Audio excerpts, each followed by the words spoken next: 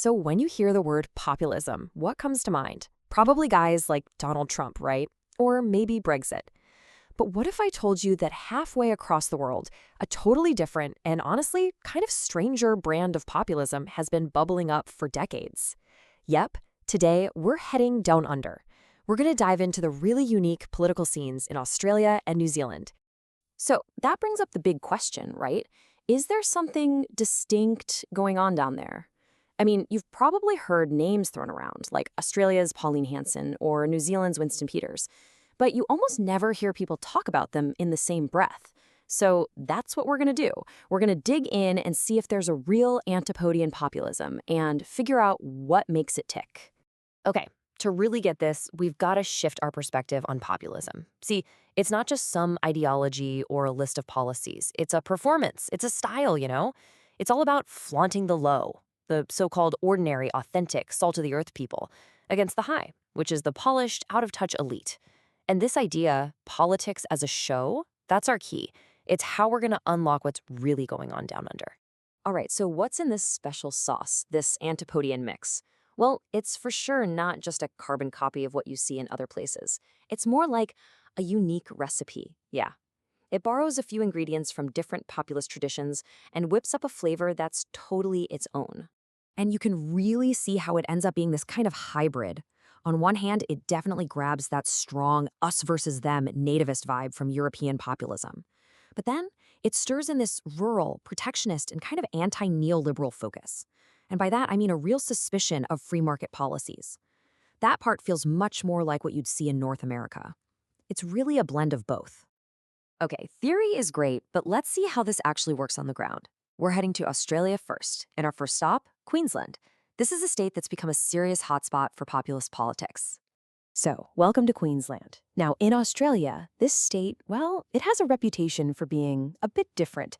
They have this fierce pride, this Queensland exceptionalism. It's all fueled by this deep suspicion of the big cities down south and a really strong connection to its farming roots. And that unique mix, it's turned out to be the perfect incubator for some of Australia's most unforgettable populist characters. And look, you just can't talk about Aussie populism without talking about Pauline Hanson. It's impossible. She completely exploded onto the scene back in 1996 with this one incredibly controversial line in her very first speech to Parliament, and man, did it set the tone for her entire career. Hanson's whole style, her performance of the low, it's like page one of the populist playbook. She is always talking about her past as a fish and chip shop owner. Why? To prove she's one of the people, that she's authentic. Now, her platform started with this focus on Asian immigration. But here's the thing about this style of politics. The target can change. Over time, she shifted her focus to a really powerful anti-Islam message, basically saying the exact same thing, just swapping out the group. But Hanson is definitely not the only game in town. From the deep heart of rural Queensland, you get Bob Katter. Now, he's a total maverick, and he represents a different flavor of populism. He mixes this protect our jobs economic stuff with some really strong social conservatism, all wrapped up in this idea of defending what he calls the Australian race. Katter's style is 100% about performing his connection to the outback. That big cowboy hat, it's not just a hat. It's his trademark. It's a constant visual cue about his rural roots. And he's famous for these totally politically incorrect outbursts and wild media stunts. I mean, the guy will just burst into song at a press conference. It's all designed to make him seem like this unpolished, super authentic voice for the common person. And just when you think you've seen it all, things get genuinely weird. Enter Clive Palmer. He's a mining billionaire, and he might just be Australia's most eccentric populist ever. His whole performance, it's not really about immigrants or being a country guy. Nope, it's a full-on attack against the two major political parties. Palmer's style is, well, it's like a political court jester.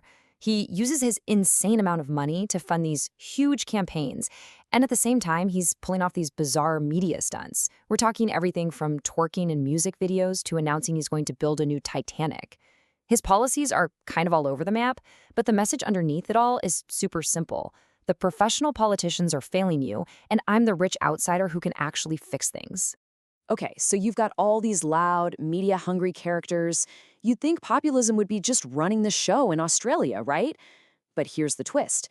They've actually had surprisingly little long-term success, and there are basically three reasons why. First, There's a really rigid two-party system that's hard to break into. Second, the election rules make it tough for smaller parties. And third, and this is the big one, the mainstream parties got wise. They started using populist language themselves, basically stealing the populists' best material. All right, now let's jump across the Tasman Sea to New Zealand, because the story over there is a whole different ballgame. The populist stage isn't packed with a bunch of different actors.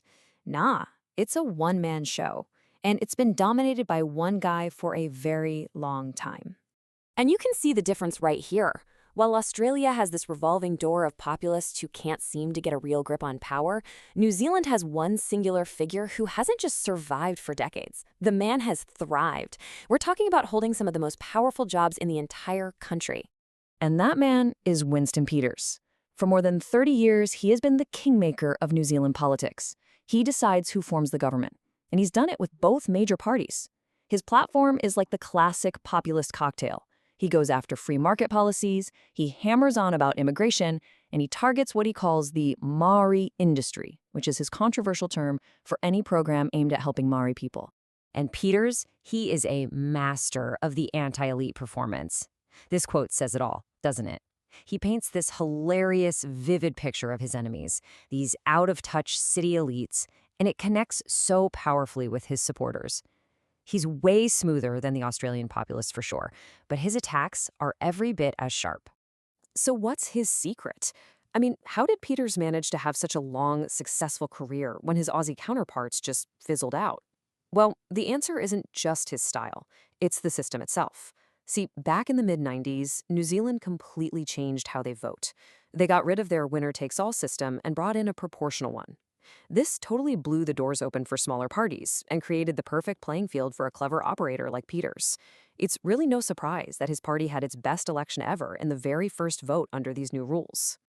Okay, so we've got the loud, but ultimately contained populists in Australia on one side. And on the other, we have the one-man political force in New Zealand. So let's pull all these threads together. What are the common ingredients in this unique antipodian populist recipe? When you really boil it down, you find 5 key ingredients that pop up again and again. First, it's all about exclusion, protecting the insiders from the outsiders. Second, it has a very specific picture of who the people are. They're hardworking, they're often rural, and let's be honest, they're implicitly white. Third, it fights against a unique triple-headed enemy. We'll get to that in just a sec. Fourth, it's really shaped by this deep-seated island anxiety, this fear of being invaded or overwhelmed. And finally, and maybe this is the most important one, its style isn't on the fringe anymore. It's gone mainstream. Let's zoom in on that triple enemy for a minute, because this is what really sets this populism apart. You've got your 2 standard bad guys, right? The out-of-touch elites and the dangerous immigrant other. But then there's this third target that you just don't see as much in other places: Indigenous peoples. This whole strategy of framing programs for Maori or Aboriginal Australians as some kind of special treatment, that is a core and super controversial part of the populist playbook in these countries. And that leads us right into our final, and maybe the most complicated piece of the puzzle. What happens when this populist style isn't just for the outsiders anymore? What happens when it becomes a totally normal part of mainstream politics? Well, it creates this really interesting paradox. As the big mainstream parties in both Australia and New Zealand start using all this anti-elite language to get votes, it actually, ironically, makes it harder for the real populists to stand out. I mean, think about it. If everyone is playing the part of the low, how can you possibly claim you're the only one who's truly fighting the establishment? And that leaves us with one massive, lingering question. When populism becomes part of the everyday political conversation, does it actually lose its punch? Or does it mean the populist ideas have already won? That they've become more deeply woven into our politics than any one leader could ever manage? That, I think, is the real question. And it's not just for the lands down under. It's for all of us.